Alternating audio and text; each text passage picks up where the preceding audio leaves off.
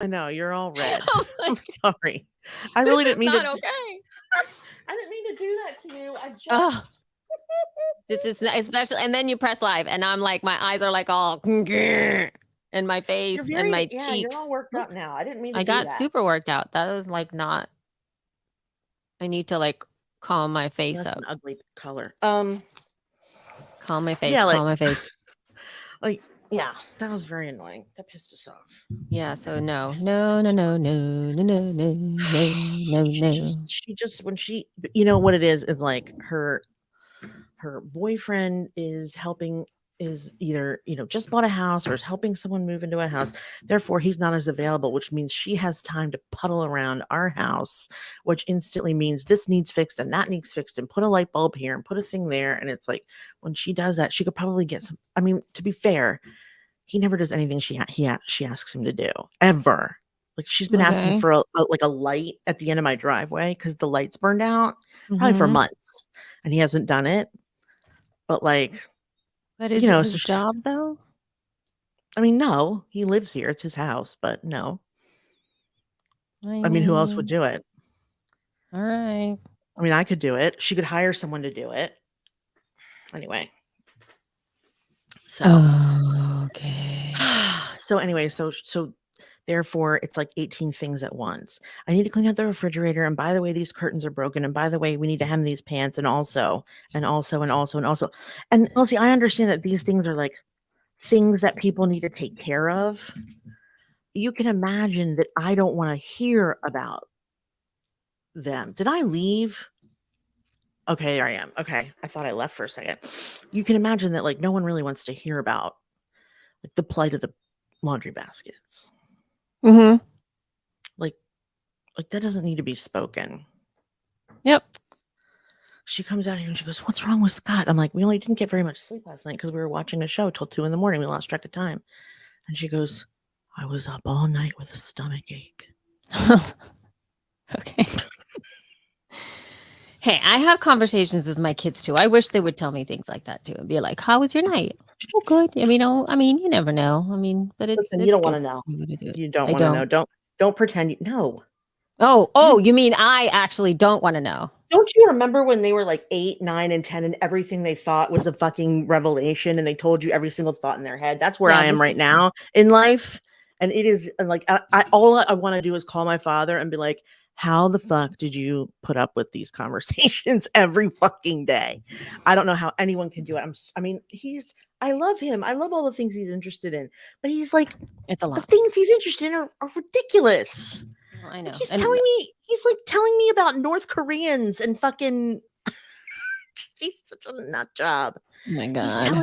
He's telling me about like North Korean army medals and like Finland and going to see Finland and a Titanic disaster. Like he just is like and then starts asking me questions. What does it mean when there's communism? I don't ask me these things, please. Well, am I a communist? No. All right, who's there? Hi. Who's there? Hi. Who's there? Hi. Obviously, we can't see who's there, but they're on YouTube, whoever they are. So hello. All right. We're Hello, just getting ready to everybody. record. We We're are getting ready. We are getting ready. Ready. And Let me know when to start and hit play. 5, 4, 3, 2, 1. Press record. There we go. Hi, it's Mel B. That's what they said. Hello, it's me. I'm the problem. I'm the problem. All right. Oh, it's Mel B. Of course, it's Mel B. Hi, Mel.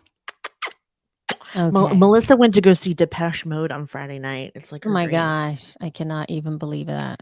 Do you like Depeche Mode? Blast from the past. It was actually a 19. When was it that it was my first concert I ever went to was Depeche Probably Mode. 1990 if I had to guess. No, I was younger than that. I was in junior high, like probably 9th grade. Ooh. So 1987, 86, yeah, 87. Mm-hmm. That was before Personal Jesus. Did they play Personal Jesus? Personal. I love that song. Jesus. Pom, So, pom, pom, pom, pom, so where pom. I was love that it? song. Yeah, I know. I don't remember. Hi, Hey, Stacy. Stacy. Oh my God. Why did we both like change our voices? We're talking because I don't like we know. both like Because we're being, like and it squeagles. sounds weird. It sounds Squeaglies. weird when we're being nice. That's the only explanation. Okay. Happy Sure. Monday. Happy Monday. We were talking about Melissa's foray into Depeche Mode. One of my favorite memories of high school is screaming down a country road, blasting Depeche Mode. I was in the back seat with my whole torso out the window. Whoa. Like that. I Oh don't remember what my song was playing. I just God. remember it was Depeche Mode because it was like I took a snapshot of being 16 with my torso out a window on a country road. I mean, there only were country roads. I don't That live is near anything that's crazy. all of it's a country road, but this was a particularly country-ish country road. Anyway. Oh my God. I was like trying to find out. Now I got sucked into trying to figure out what it was, but I think it was Your own it wasn't personal. that one. I don't remember when it was, 20 whatever that it was, but I was a Jesus. teenager. I was definitely a young teenager when I Yeah. went to that. It was really fun. Okay. Shall we begin? Shall we start talking about things that we are Let's start. Let's get her covering? done. All right, here we go. It's your turn. Get her done. Time It's for you to my go. turn. Oh yeah, I gotta go. Okay.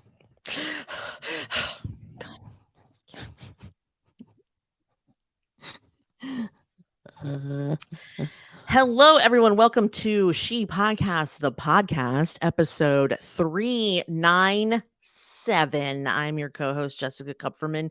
With me, as always, the tan, but not specifically tan, Elsie Escobar. It's different every time, honestly. I know she's that like with two different cameras, she's two different tans. She's I got know. skin undertones on this side and then different ones on this side. Either that or the lighting's off. I don't know, but it was very strange. It was very Anyway. strange. I was messing around with cameras because right now I am on the iPhone camera. So this is Looks my, really I good. have my iPhone 13 mini. I'm using continuity camera and it has this fancy thing in the back. As you can see, you can turn on portrait mode and you can see my portrait. But then when you open it up, it's blurry in the background, which is great. Yeah. So it's done a really good job doing that. But then I also have an Elgato face cam that I'm not too fond of. Doesn't Elgato mean the cat? It does, but this is Elgato. Like it's not even I always want to say El Gato, which is cat, Elgato. right? Yeah. The cat. That's but not it's what it together. It's together. Oh. It's Elgato. Elgato. It's That was very Elgato. American. Elgato. Yeah. Cool. So So 3 away from the 400th episode, which we have zero fanfare. But I am interested. Every time I log on here, I'm like, oh my God, it's so close. And then I oh my God, it's forget. so close. We are so close to And then I instantly forget that it's happening. But almost at 400. That is a lot of shows. It's a lot of shows. Oh my God. I was telling someone that they could go back. Was it you I was telling? That like if you want to hear our lives 10 years ago, you can. You can. Isn't we have literally aged on, I don't want to say on film because I'm a video person, but on tape, I guess. Which on tape, tape either. You can listen. To what we were like 10 years ago. When I was 38, we started this show. And you can hear what a numbnuts I was. I don't know if my opinions have changed or anything, but like we were all I can say is this: we were a little perkier. That's it. I think that's it. Other than that, I think we're the same. So? Right? I think there might have been they were a little looser actually now than when we were before. And before there was an awful lot, at least on my side of the equation, there was an awful lot of mommying because I had my kids, right? So but I had a screaming cat. Remember? You did have a kitty cat that was making loud noises. And when we first started, by the way, I had the worst audio quality. I had even worse audio quality than Jess did. Me? No way. Yes. You know why? Even though I knew, like I knew all the bits, like I knew how to get the best quality audio. But because my kids were at that, especially May was like probably, how old was she? She was like about 2. She turned, it was like she actually turned 3. So so when we started to do stuff, she was almost 3. So she She was just a lot. Okay. She was a lot.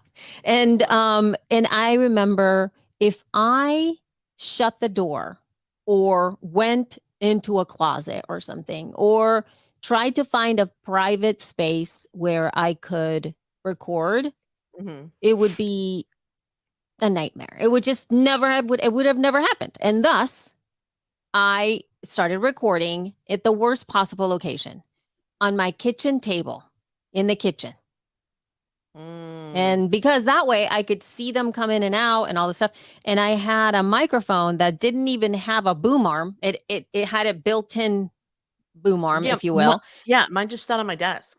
And so it was horrible. It was horrible in so many different ways. The audio was horrendous.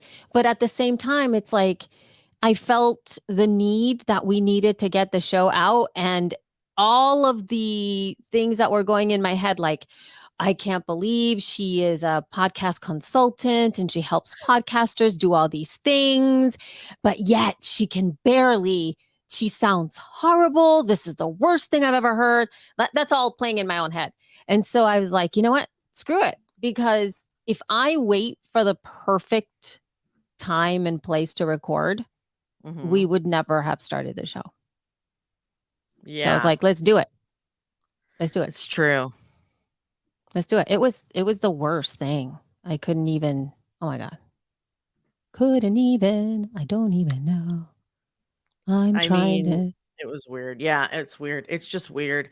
It's weird to hear about my kids when they were like 14, 13.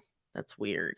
When you start to hear like everything that we've gone through, all of the bloopers that we had, their little voices in there. I was like in the middle of like breastfeeding the child, right? Like it was crazy. There was a lot of stuff. I don't even know. Happening. I mean, and I was pregnant at first, wasn't I? So like, I think probably what happened was right around the time we started our show, maybe a week after. I believe that was the case. Yep. I was told that I could not have sugar through my pregnancy, like almost like within 2 weeks of our show starting. And I can only imagine the ranting that I did for the first 6 months of our show. And then the second 6 months when I came back was also a lot of ranting because I had a newborn and it was miserable. Because you had a newborn. I had a newborn, you guys, and I was telling you all about him. What a delight he was. Oh my God. He's still a delight, actually. He's still a delight. We're going to have a debrief on maybe on our episode 400. Maybe on 400. We can just do a walk down memory lane. Of, that would be great.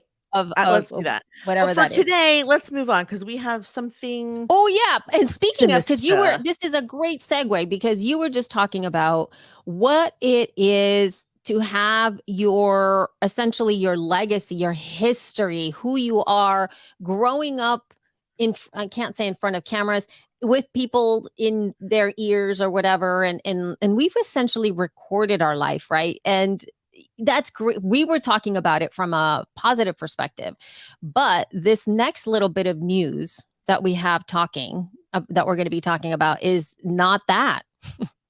It's how.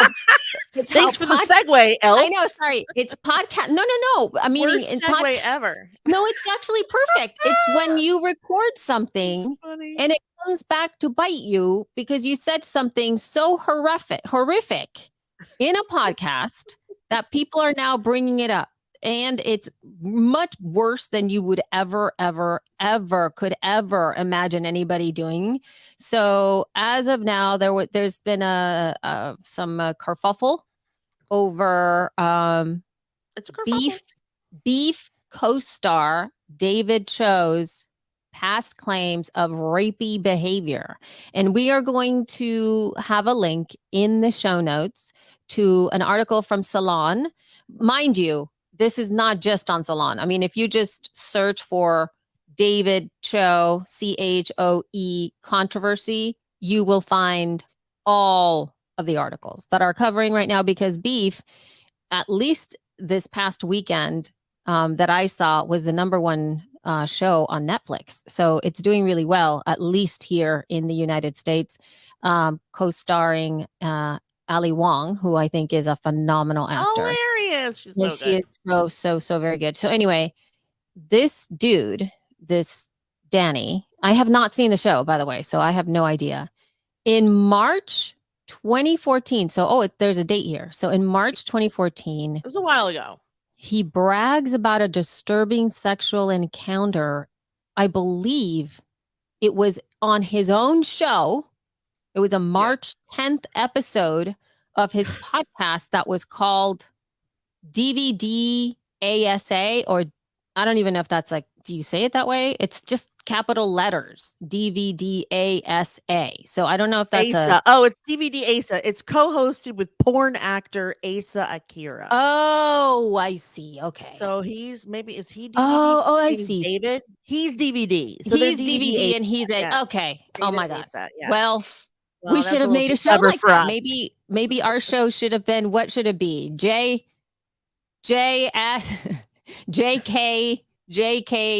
It would be like, yeah, JCAELE. Okay. It's still terrible. No matter how you slice it, it's terrible. It's so bad. It's a terrible, yes.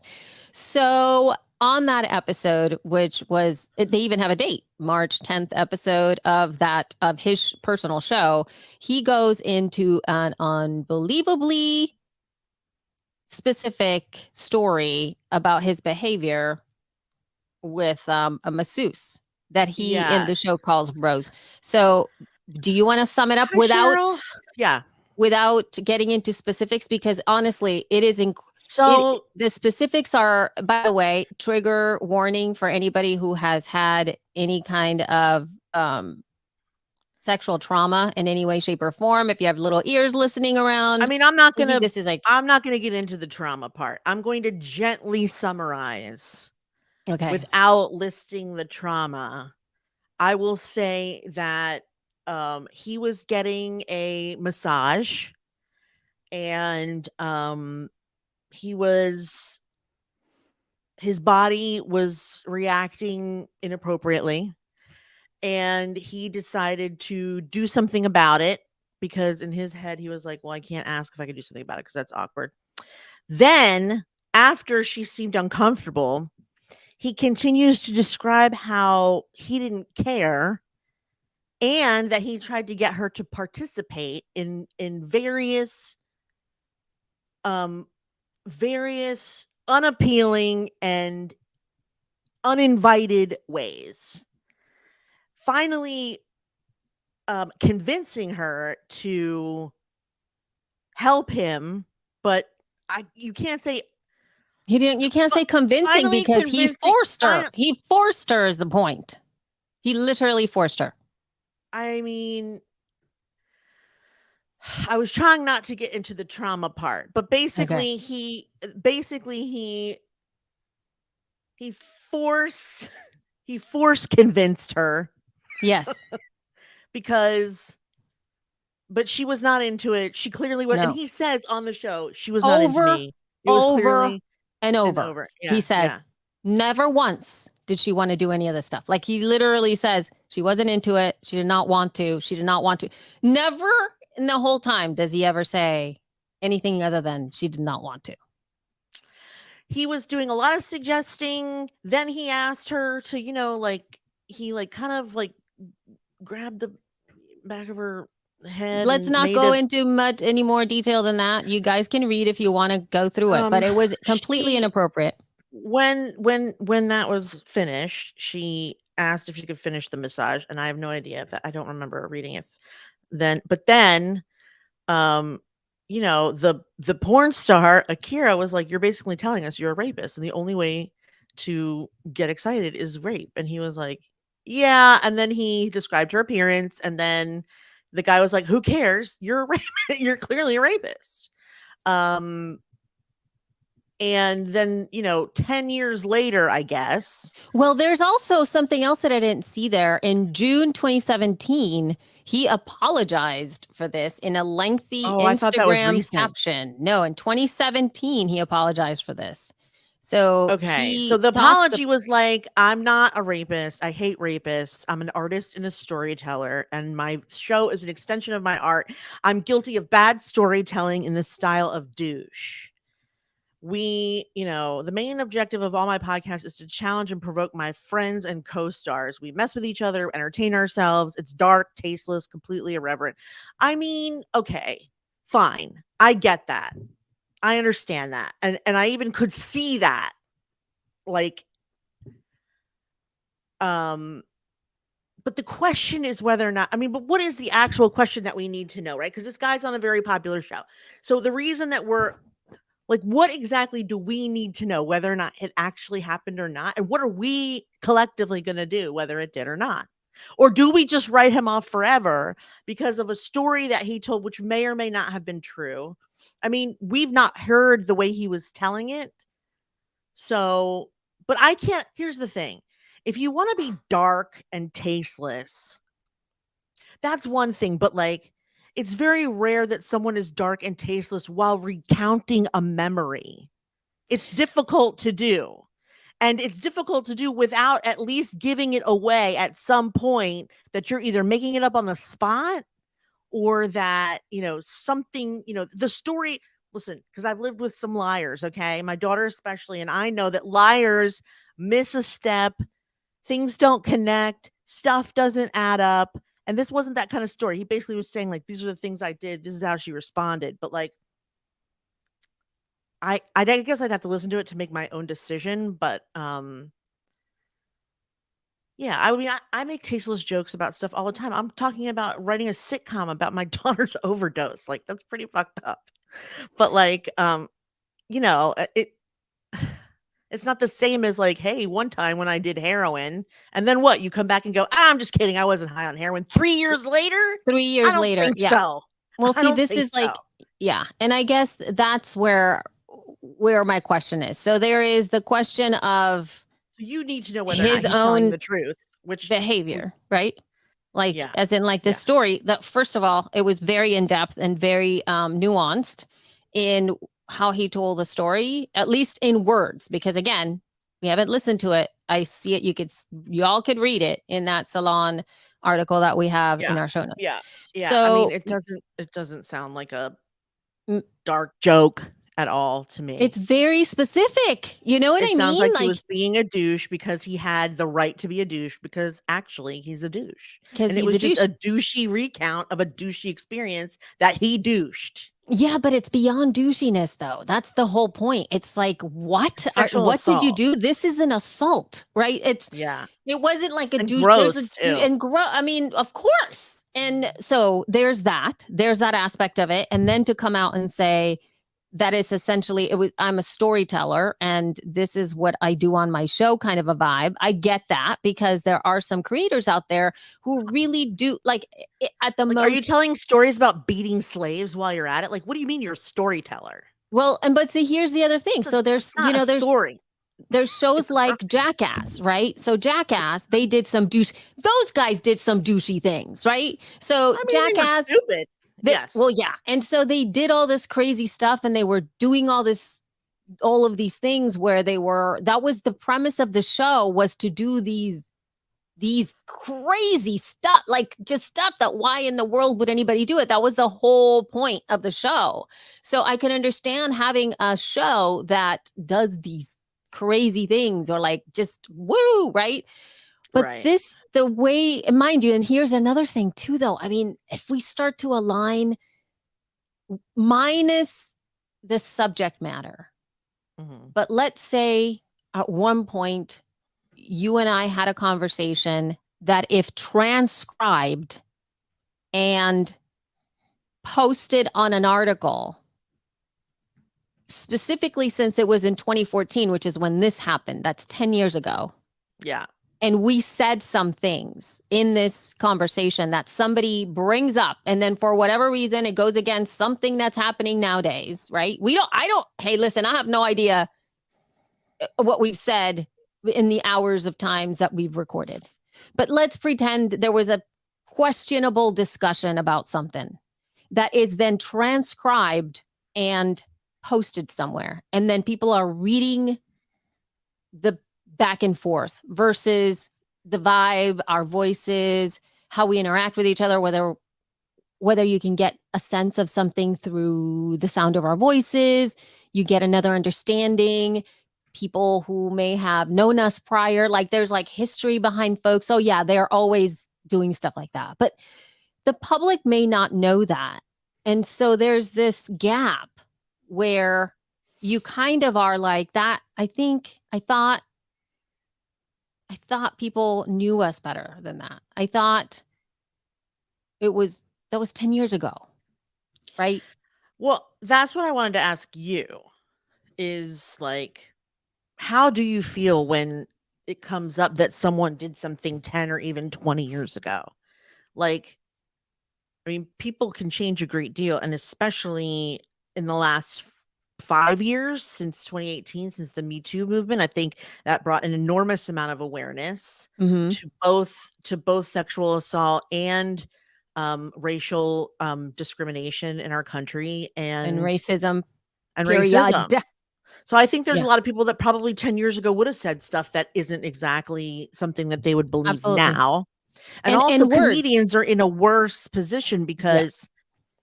because they just make shit up for laughs. Like Amy Schumer used to constantly talk about sexual assault and how she was like she had a shtick, like a persona that kept joking about how she was being sexually assaulted, but she was too stupid to realize it. She was like, I love my boyfriend because he kind of grabs my hair. You know, like she was Yeah. like, Yeah. yeah, it's a joke. I mean, it's not real and it's maybe not as funny, you know, as it could be. But again, 10 years ago, it was not really questioned. It was Yeah. just a tasteless joke, same as the And rest of them.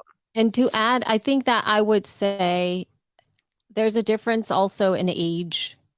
And I'm not giving people a pass, by the way. I'm not saying like you just get a pass for this, but I'm thinking prior to 27, like younger than 27, you're still sort of trying to figure out a lot of stuff. And I think that when I'm not okay with it is when you see, like, I forgot who this woman was. A woman who's just gotten promoted to some position of power. I can't remember if it's a political thing or a company thing, or I don't even know what it is. I can't remember, but I did see something on social where she was getting a crap ton of flack for like partying when she was 17. Like there were pictures of her like drunk when she was 17. And right now she's like the CEO of something, or she's, gotten something important that is full of power or whatever. And people are like, oh my God, look at her, 17. She was drinking. And you're like, what happened? Are you frozen? Oh my God, she's frozen. Or is it me? I hope it's not me. I don't look frozen. It's not me because I can see the counter. Oh my gosh, she's completely frozen in disgust. What do we do, you guys? I want to take a picture first because it's too funny. Elsie's frozen in irritation. It's funny. I'm sorry, you guys. Sorry, she's frozen. I had to take a picture because it's hilarious. All right, I'm gonna hit done. Yeah. Well, okay. So since she's frozen, she's gonna have to go out and come back in. But I'm just gonna go on the rest of this topic just to say, like, I don't know. I have a really hard time. I have a really hard time with comedians. Like this guy's a storyteller. I get it. It's a shitty story. Um, like in the other cases, for example, like Bill Cosby and Kevin Spacey, and there's some other people that were, they didn't tell these stories about themselves. Other people brought charges against them. This is a guy who told the story about himself. Now, why would you do that if it's a crime? But it took him 3 years to admit that it was like a joke, I guess. So, I don't know. I worry that we're too sensitive for certain jokes and that we can't tell jokes. And I like telling jokes, and I think nothing should be off the table. sorry. That's okay, but you were like this in the camera, looking straight into the camera is hilarious. And Cheryl is saying, I can't believe more people didn't raise a flag when he released the show. Well, because it was 10 years ago. We didn't raise flags about shit. We just kind of was like, oh, he's a douchebag, and we let it go. And And like, sorry. I would like to like go back to like shows from 10 years ago. Okay, so it wasn't even the 90s, right? This was like 2000 and something. 2014. Oh, sorry. Right. 2014. I'm trying to think of a show that's like inappropriate now. I can't remember. I honestly can't remember. But I think that here's the other thing too. There are a lot more people listening to podcasts now, right, than there were in 2014. In all honesty, like that was a huge inflection point at that time. 2014 was a huge year for podcasting in general. It was the year that the Apple Podcast app like was added, I believe, into the phone. It was the year that Serial came out, and those two things at once like created this huge like expansion of podcasting. That said, though, now like actors and like being on somebody's podcast is like part of a PR thing. Like you go on people's podcasts to promote your stuff, right? Like that's a thing now. Right. So, but before it was like, what? Podcast? Like what? No, right? But now it is. And so that's true. I just don't. The thing is, I don't know how far back. It's just such a, I mean, if you made your living being a douche, it's an issue. Oh, she says it's true. Cheryl says his audience may have been more acclimated to that kind of story. Yeah, I mean, it's pretty extreme though, regardless. Like because, and also because it says in the article that the co-host was like kept coming back to how shocked he was. Yeah. And that it was rape and that it was not okay. And the guy just kept like blowing it off. I don't know. It's hard to say. And there's no reason it's not like we're looking for a solution. We don't have a solution. I try to be very careful about the timeline of expiration as to what when your content expires, because I can't, if somebody, I went to New Orleans when I was 19 and showed my boobs to like half of Louisiana. Okay. I shit you not. Like it was a contest to get the most beads and I won by far. Let's just put it that way. You're supposed to get beads when you show your tits. So, I don't know where I'm sure there were pictures taken somewhere. They're out there because it was hundreds and thousands of people in New Orleans.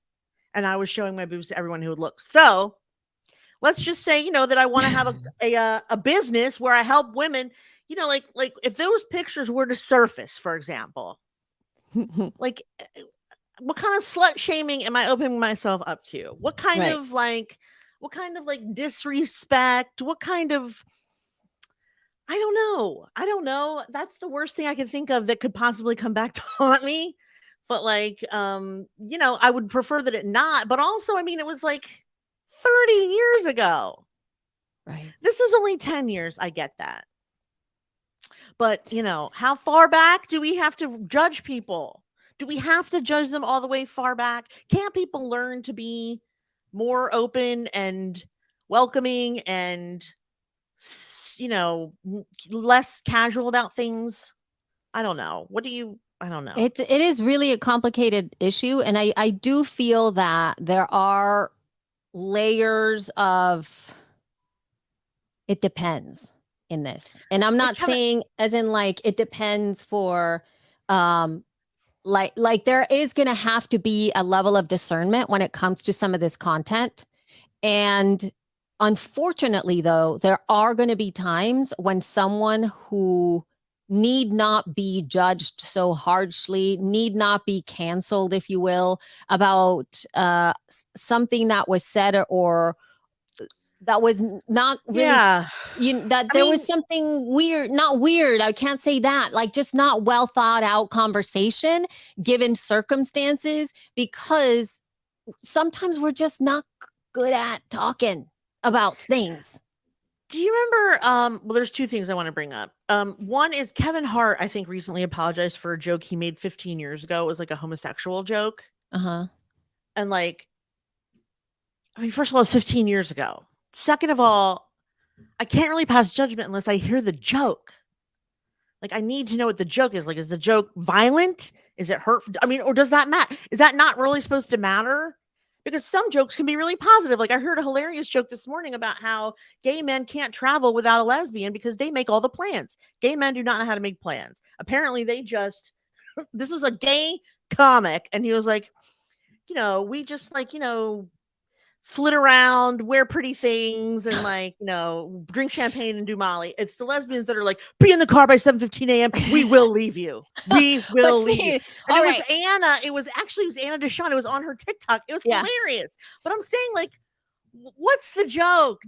But also, does the joke matter? Should we not be doing those jokes? How can we not do those jokes? That joke I just told is hilarious. Well, I don't even travel with either one, but I could imagine that it would be just like that. But I also think that there's something to be said about who tells the joke and in the totality of the conversation, right? Because sometimes that also matters. Like a set, a set of jokes wherein this is part of it. And obviously, I mean, a gay man or lesbian needs to tell this joke. Like, I just don't feel comfortable at all for somebody to take a joke, to start to tell a joke of something that they are not part of. Like, okay, that's fair, but also not fair, because I'm not a lesbian nor am I a gay man. But I mean, I know many of both. Yes, but you're not going to use it as your set. Are you? I mean, like, why? Lisa Lampanelli used to be called the Queen of Mean. She would go up on stage and figure out who was what ethnicity and then roast them to oblivion about just what is she doing now? Well, now she's a life coach, but that's not the point. I mean, that's the whole point. I mean, it is. There's a transition. What about during the pandemic? There was an event planner that you and I know who made a comment about lower income class housing and how he was glad that he didn't have to worry about those types of people based on where he lived. It was a white guy. He lives in the South. It's not Dan Franks or Jared Easley. But it's someone that, I mean, first of all, he was pulled down from CEO. He had to resign, and I don't even know what happened, but he's not in charge of that event anymore. But yeah, that was like 4 years ago.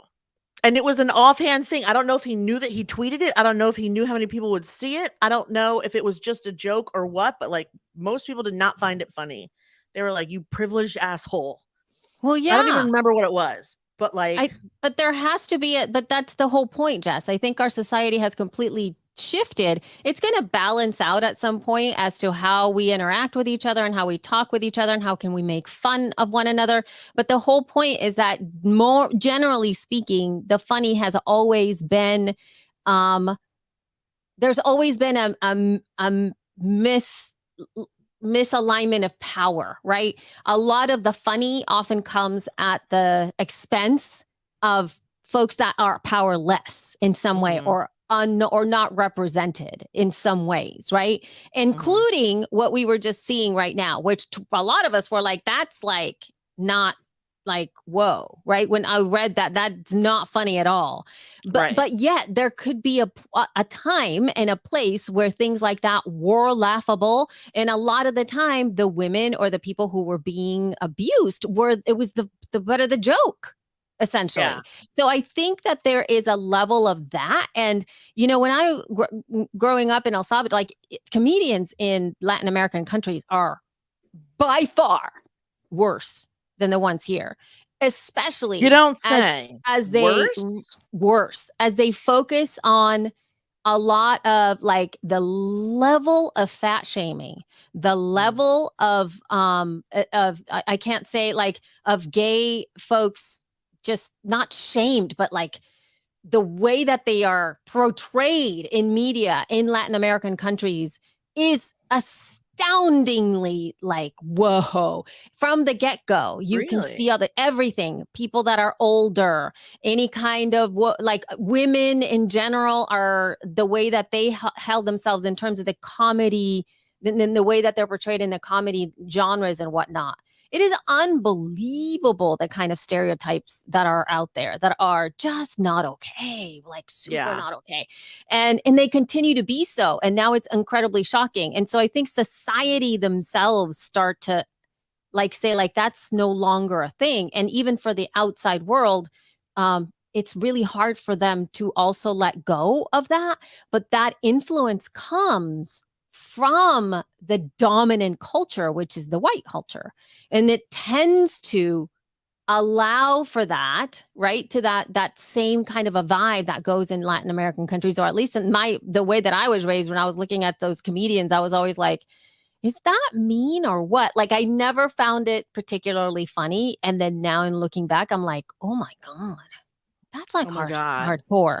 So, but again, back to the conversation, I think that really appeals to most of us that are in this space is that we're no longer in a world where we can just make content and be thoughtless about its impact.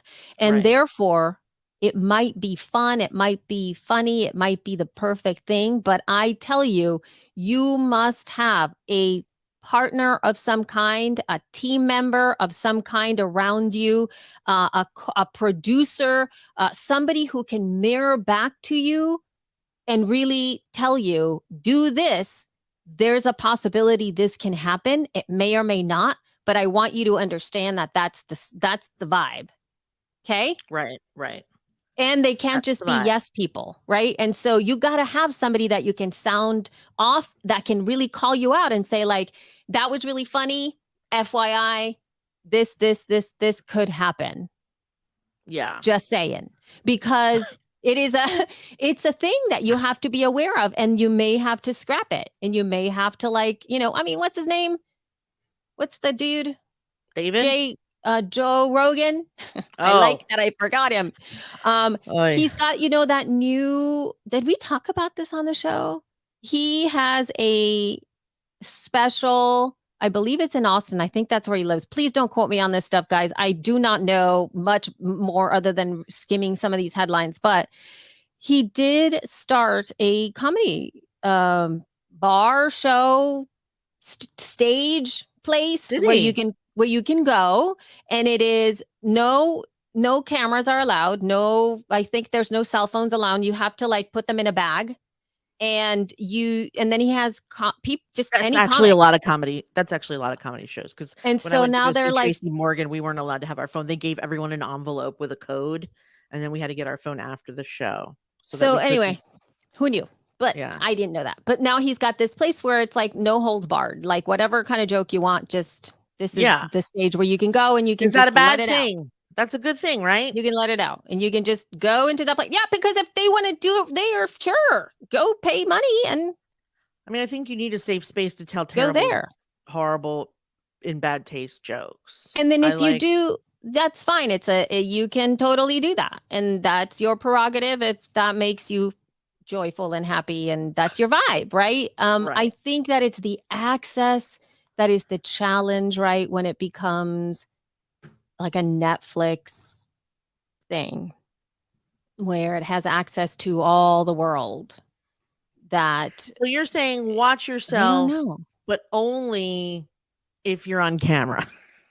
Not really, because what I'm saying is like anything that you do, whether it's on as a tweet, as a post on social, as a DM, because now that is whatever. Somebody could take a screenshot of your Instagram story. Somebody can take a screenshot of whatever DM you send to somebody. Anytime that you're doing any kind of TikToks, anytime that you're recording your voice anywhere, anytime you're having any kind of recorded conversation. Now, especially with AI coming into so many different places, they can actually have your conversation that you didn't even know you were having. And all of a sudden there's a copy of an AI robot that has you saying the thing. All of that. Yeah. Watch it is all I'm saying. So if you're not, if you're in for it, like you don't care, then don't watch it. No, I'm saying it'll just be there, right? And if somebody brings it up, what do you do? But anyway, this is it's concerning. I was just joking. You're being a pain in the ass. Just as a guess. I don't know. What do you say? I don't know. I don't know. All right, moving on. Moving on to some other fun things that are not related to the road. what we were just talking about. Go, you do it. You do this one. All right, so this one, so Rode, as the time of this recording, you will have had more coverage, more information. Maybe there is more stuff on online to link to, but Rode just had some incredible announcements over at NAB, and they've released a bunch of fantastic new products. There's going to be, I'm going to just talk to you about the products themselves, not so much the software. So there is going to be something called a Streamer X, which is it's a little audio interface and video capture card in a little easy to use console. So I'm currently using a capture card, but it's actually going to my other camera that I have here that you can't see. It's like on it's my Sony. That one you kind of need to have whenever you're having that video signal go inside of a digital type camera, you need to have a converter for the signal. And I have something called a Cam Link, which is like a little USB port, and then you stick the HDMI cable on one side, and then it makes it into a USB. So this little device, the Streamer X, has that thing built into it, and it also has my like the little Rodecaster all in one. So it's like one device that does both things at the same time, which is awesome. So that really streamlines if you are doing like a video podcast or you're doing a live stream, of course, which is that's what it's called. It's called Streamer X. And so you can manage everything in there. It's really cute. It's like this tiny little, it looks like a small little square, super baby. It looks like a little baby Rodecaster Pro 2. It's so cute. But then speaking of a smaller one, they've released the Rodecaster Duo, which is essentially, from what I could see in the pictures there, y'all, it is half the size of my Rodecaster Pro, because the Rodecaster Pro is like about this big. Like I think it's about like as big as, I don't know, what is this? Just I can't even tell. Like a foot and a half, I guess. A foot and a half. Feet? No, yeah. No, it's not 3. It's not 3 feet. It's like 2 feet. Around-ish, a foot and a half to 2 feet-ish. And so it takes up a lot of room. Like you can't have that on your desk because it takes up like the majority of your desk. And this guy is much smaller.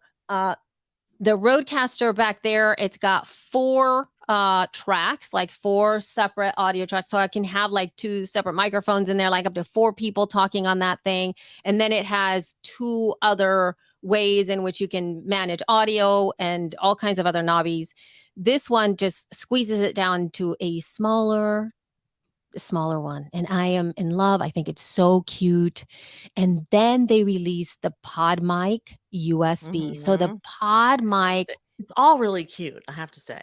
It is very cute and super colorful. All really cute. It's all very cute. So the Pod Mic USB, mind you, Pod Mic at $99, just the mic minus the USB, has been one of the top selling XLR microphones out there for creators under like sub $100. One of the best investments you can do. Mind you, it's XLR only. This is the Pod Mic, period. Now, they have the Pod Mic USB, which is both USB and XLR, like my beautiful little Shure MB7, which I have right here, which actually this is the MB7X. So like the MB7 that I have back there, and then it has the XLR and USB. And so that means it's my most favorite type of microphone because it can expand with you and you can take it in many different places. So I don't know how much it is. My guess is it's probably going to be, let me see if I'm going to be right. It's going to be like around $150, I hope. Depending on, I haven't seen like the type of stuff that they've got going on. It might be actually around $200. And if so, that's going to undercut the the Shure MV7, which is sells for about $230 something dollars. So, or 257 or something. So if Yeah. it's cheaper than that, a lot of people are going to start going for the Rodecaster for the PodMic USB because it'll have all of that fun stuff.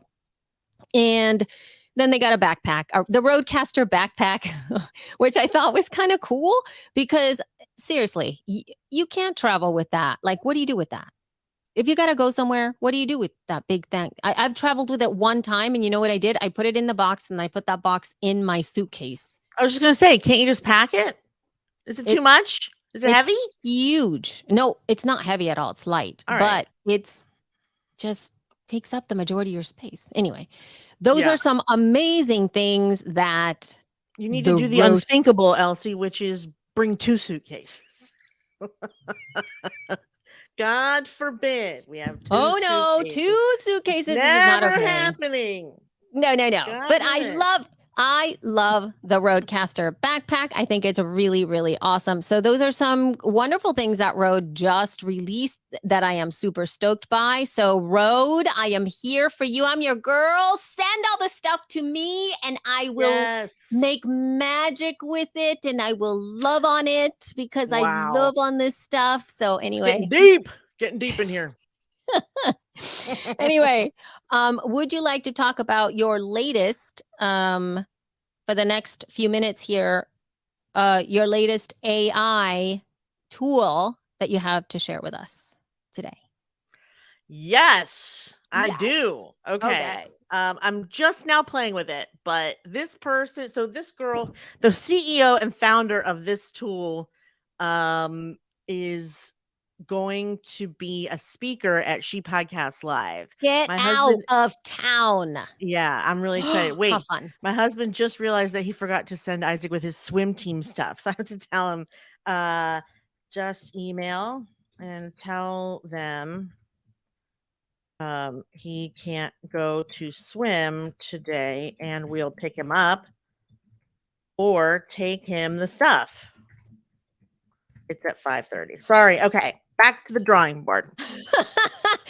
So she's going to be at She Podcast Live. I am so excited. Yeah. So lately is basically a way for you to repurpose long form content into social posts and then you can schedule them. So basically you upload a blog post, you do you can do a video, you can do your podcast, you upload it, it grabs the information and then starts to make whatever, if you've connected Twitter, Facebook, and Instagram, it starts making Twitters, Facebooks, and Instagram. You just go through, see how they look, and schedule them the fuck out. It's incredible. It is not cheap. It's like $179 a month. But they do give you a free 7-day trial so that you can figure out whether or not it's worth that. And I mean, I think it might be worth that if you are a busy person and don't feel like writing, but you still want to so I just now uploaded Murder and Mastodon. And it says looks like we processed all. Okay, so here's the video upload. View progress. Let me see. Is it done? Oh, it's still analyzing I uploaded a video from Facebook. It's working basically. It's still working. Okay. But it's amazing. So it's lately.ai and the name of don't tell me because I just met her last week and I'm so excited to have her. Kate is her name. She is going to be a speaker at She Podcast Live. I'm so excited to have her. She's an AI tech guru whiz type gal, and she's very down to earth and cool. And this is one of the coolest tools I've ever seen. You just upload your podcast and it makes posts. And it doesn't even take that long to make posts. That's very cool. And that way you can have, oh my gosh, that's brilliant. Brilliant. Yeah. Anything that's going to take, I guess, if you're going to be, oh my God. There's like I'm part of this other Slack channel. It's another community that is very much about digital marketing in there. And it's super data driven. Like it's not the fun marketing, like, oh my God, what colors are we going to make this? How can we really passionately reach people? Like it's not that kind of a community. It's a very much like Google Analytics and numbers and data and charts and That things doesn't like sound that. fun at all. Nothing but about it's that sounded fun. I know, I'm sorry, but I find it fun because I know nothing about that. So when people are that smart, I'm like, ooh, I can ask questions about like, Yeah. anyway, I'm not even gonna All the things. You all can the ask things that I questions have about 0 idea about. all the things. Yeah. Everything you can think of. is All what that you I can- think about, I'm always in there. But they Yeah. just asked a question like, oh, like question of the day, because they have a question of the day in every single thing. And so they go, what are the first jobs that are going to be taken up by AI? Maybe not now, but in 4 years. Go. I mean, like, weatherman. And so weatherman. I That's the only could one I can see think of. that. And I could yeah, see I don't- somebody like even using their voice. I for haven't that. heard the voice of a meteorologist in like 5 years. I only get Mm. it from Alexa.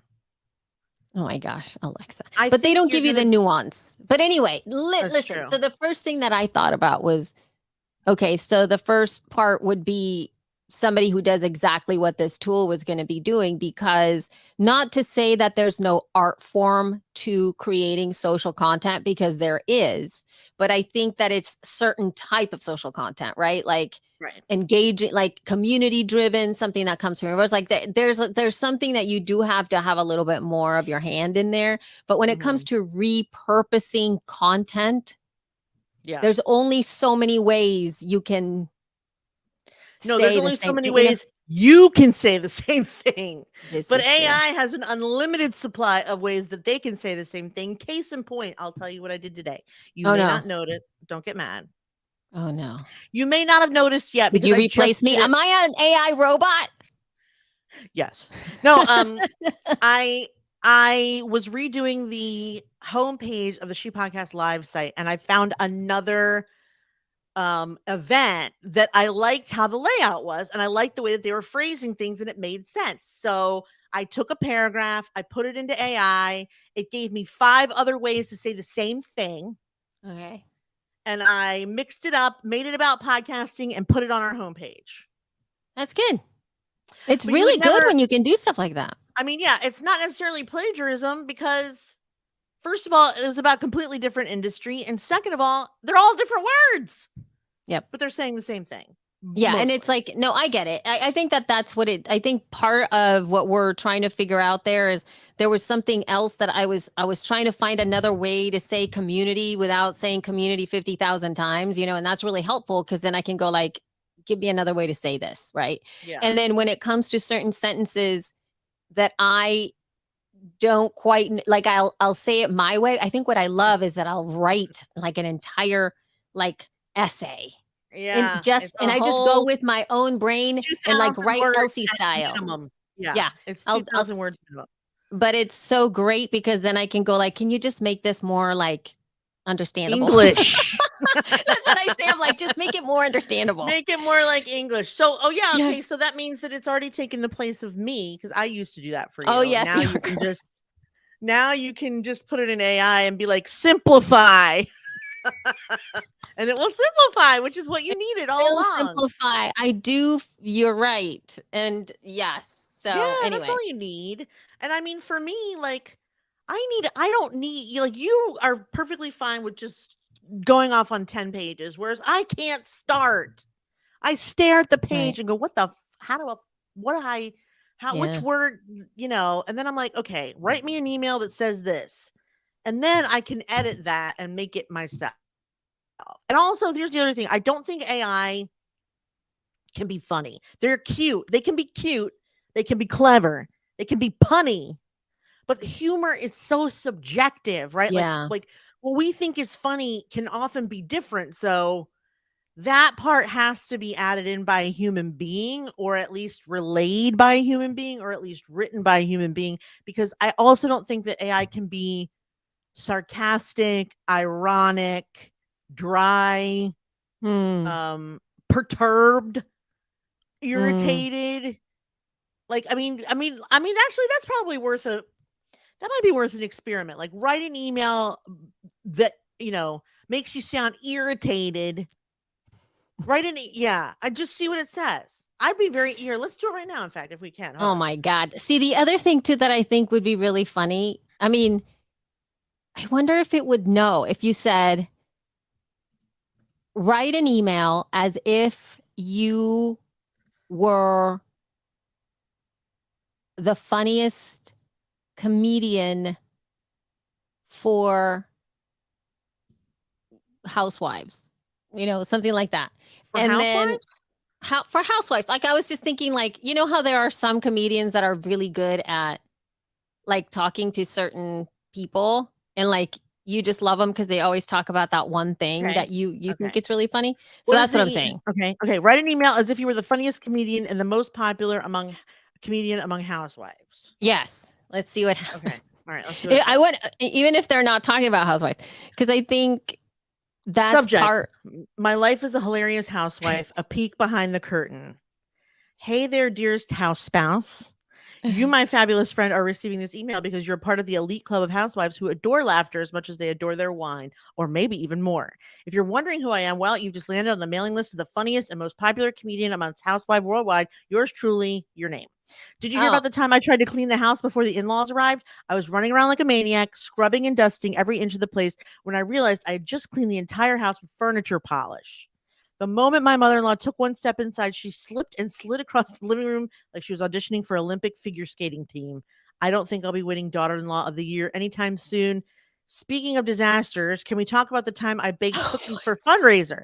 Wow. oh All my right, I'm God, going it to keeps stop it right going. there. I'm just going to stop it right there because so far we're cooking and cleaning, which is Yes. like, so It's I can, so, it's very misogynistic. So I could it's say, super misogynistic. but I Oh my didn't God. give it any parameters. No, you So, like, didn't. if I want to say that a comedian among housewives, you have to say, like, this should be sarcastic and dry and talk Yeah. about either, not being able to cook or not being able, something. You have to give it more parameter than just I'm the funniest. But, like, I'd like to see if it can be I mean, I think I'm wrong. I think it probably could be irritated if I told it to, Yeah. you know? Wait, there was another. No, I don't want it. Let's not go into the darkness. What? Let's stay into the light. Stay in the No, there light? was this other article that I was gonna oh my God, it was so crazy. It was this other app that it was an AI chat bot thing. Yes, that's And an app. Yeah, that's an app, a phone app, right? I don't even know what it was, but it was really awful because it is currently, I don't even know if it's being brought to justice or whatever, but it was it caused somebody to harm themselves to again, sorry people who are triggered by things like this, please don't listen. But the man ended his life. What? He ended his life because of this chatbot. What? Why? I'm gonna What are you saying? I'm You're gonna kidding, right? I am not kidding you. I am going to share with you the link so that you Ooh. see. It is I was Why like would someone do that based on very a robot though? disturbed because it did this thing like the person was having a hard time anyway, and Mhm. it literally told it to do it. Oh. It said, "Why don't Yeah, you just kill yourself?" kind of. Get out of here. Why would it do that? Because of here, I shared it privately just because we'll put it in the show notes, folks. We'll put it in the show notes, but I put that in there for you. But I did All right. read this thing, and I was thoroughly Where disturbed did you by put that it? in Oh, the private in chat. our Okay, regular I see it. I private see it. chat. I got it. Oh my God. It is like super crazy because it didn't have any It's a Belgian parameters. app called Chai. Yeah. Um Ugh. It provided us with different methods of suicide with very little prompting. That's why. It didn't say go kill yourself. He asked the robot for advice on how to do it and it gave it to him. That's what it's Yeah. supposed to do. But also he named the chat bot too. So there are some other things about the chat bot where Ooh, yeah. you give it human characteristics. And then so when you start Mhm. to make them human, then what they speak back to you becomes so much more poignant because it's as if, you know what I mean? If it's a human being giving you the tips of how to take your life, Yeah. It's a different, it's a whole thing. And it was actually, I know this man was asking very specific things, but he was already like, he basically said, this is what's going on with the planet, if you will. He was feeling environmental anxiety or something. Oh my And God. so he was like, It has and screenshots of how she told him to. Oh, this is really yeah, bad. It's it so is bad. really bad. Not again, just like the story we covered Oh, earlier. It was bad. It was really bad. And so you sit really there and you bad. go, oh, and that's, mind you, it's not all not all AI, but the possibilities of things like that is you look at this and you go, oh, this is like, yeah, this is not Did you see okay. in that article? There's another one that is sexually harassing its users. Replica. Oh It's an my gosh. Italian app, a competitor of Chai, that was advertised as an AI companion who cares and promises erotic role play, but it started to send sexual messages even after users said they weren't interested. It's been banned in Italy for posing real risks to children and for storing the personal data of Italian minors. However, when Replica began limiting the erotic role play, some users grew to depend on it, experienced mental health crises, so they had to reinstate it. So, in other words, This is seriously, this like is the like only scary listen, stuff, dude. It's listen, if it's scary the only stuff. attention you get, if you found something to give you a compliment every day, whereas before you didn't, I mean, yeah, I'd be sad if it went away. Yeah, But but I don't that's know. like so telling of our society, though. It's so messed up. It is. Seriously, it is It so is. messed up. But It's but just not okay. but if you're shy, I mean, is it or I mean, if you're No, shy if you're and shy, no, there's been plenty of times reclusive, during the world where there's been shy people. I'm You saying you sometimes learn to it's hard to cope. connect with other people. This is an easy Ah, way to feel connected okay. um to people. No, I just don't think. I think that that's a slippery slope right there. It is, I'm Slippery not slope. saying it's not. I'm not even justifying it. I'm just saying, yeah, I think if I was the type of person who would become dependent on that and then they took it away, yeah, I think I'd feel like someone died. I mean, especially if you're having normal human-like conversations with it This is about very your day and disturbing. stuff. Okay, but you and the right to worship robots or whatever the fuck, I don't know. This is People make their cray own cray. religions and, like, I mean, we just have to go as we go and figure it out because I'd rather have it than not have it. Really? Because Like I can give her, I don't at this is the time when it's time to let it go, kind of a thing, versus I'm not saying us. I'm saying the world has the opportunity at this point to set parameters versus later, right? Because later it's going to be embedded in everything. well, It's and what now is the time to draw those boundaries. what I see is a possible future where money is no longer an issue because you have access to something that will diagnose medical problems, summarize English literature, give you advice on the stocks, tell you the best way to lose weight for yourself. You don't have to pay any of those like jobs. You don't have to pay any of those specialists. Eventually, what good will money be? And then maybe we could go about living our lives and trying to live up to our potential without having to hustle constantly for a dime and a nickel. Yeah, Like I don't so think desperate. you What? are. I have to say, I am very a future love innovation, love to see like the future evolve. But like what you just said is not a world I want to live in. Like You don't that's live in not a world where we don't need money. I mean, that's like a different. You made a huge leap between because everybody's going to be taken care of by these robots and not having money. Like what I thought where I thought you were going to go is like only the people who have the money are going to control all no. of I mean, that's the probably true. information, That is and probably true. therefore because now I mean even now by the way you guys before we have to stop talking, by the way we're like 10 minutes over. But there is sorry. another podcast that I love, Jessica. It is so good. Mhm. It's not Hello? sexy. It's not creative. It's not. Oh boy, I can't wait to listen. Yeah, I know. It's called An Arm and a Leg. Okay. Okay. And it's all about stories. Mind you, I shouldn't have said creative because it is creative in the way that it's presented because I'm riveted Okay. by every episode. It is about what happens in the health industry and how fucked up it is. And it is so good because they tell you stories about like when you go for, like, oh, I had to go in the emergency room and then I got a $22,000 bill and, and all this kind of stuff. So they tell you the stories and then they tell you how to beat them and what are the tool sets that you need to do. And like, I was just like, what? There's all of this incredible information that they share in the show about all the things that you can do to fight all of this stuff.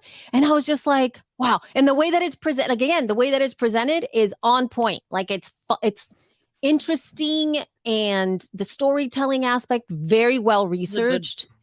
It's topic for a podcast. Really, really good. And it's called An Arm and a Leg. And I am a huge fan. I can't wait. I actually can't wait to listen to it. I could do this show myself just on. Look, Andrea rehabs alone. Andrea knows it. Yay! I was so excited when I've had it on my own version of this for addicts. That's how terrible the health system is for addiction. Like I could do my own never-ending supply of stories of people who have come in and out of rehab and fucked with insurance and things haven't gotten paid and things only get paid for 30 days and things have to be resubmitted and therefore it gives them time to, relapse and overdose. It's a fucking mess when it comes to taking care of an addict. It's a mess. And that's if you can find a facility that's even safe, because a lot of them is where they get more drugs. There's drug dealers in there who are like trying to get you hooked on other shit. It's horrible. Oh my God, it's such a mess. Anyway. All right. Arm and a Leg. Go check out that podcast. And since we're over, we're going to go ahead and clean it on up. So thank you guys so much for being with us today and for listening to our show. We appreciate it so much. Please go to She Podcast Live and get your ticket for She Podcast Live. We're going to be in Washington, D.C. this June. And this week, we just announced new keynotes. And I'm not going to tell you who they are right now because I'm closing the show. But it's pretty exciting. So go check it out. ShePodcastLive.com. Also go to ShePodcast.com for all the links from today's episode. And then find us on Facebook, Twitter, Instagram, LinkedIn, and Pinterest and TikTok, so that you can hear everything we have to say all the time and get a never-ending supply of She Podcasts. Sounds like a nightmare, actually. Never mind. Don't do that.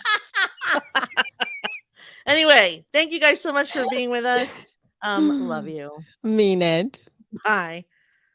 All right. Oh my God, that is. Bye, guys. Hilarious. Thank you guys for being with us. Really. That is hilarious. Stop. That little bit is so good. Nightmare. Like even just that last little, I think if we could get that would be so fun as a snippet, as a video snippet of you're like, yeah, and you can get a never-ending supply, like so, and you're like, I was like, no, like maybe don't not. Do that. That's a terrible idea. Yeah, that's bad. Don't do it. Anyway, all right, I'm gonna go because I have 4 people messaging me for 3 different things. And yes, wish me luck. You gotta go. Okay. Oh, we have to end the broadcast first. Okay, bye, y'all. Bye.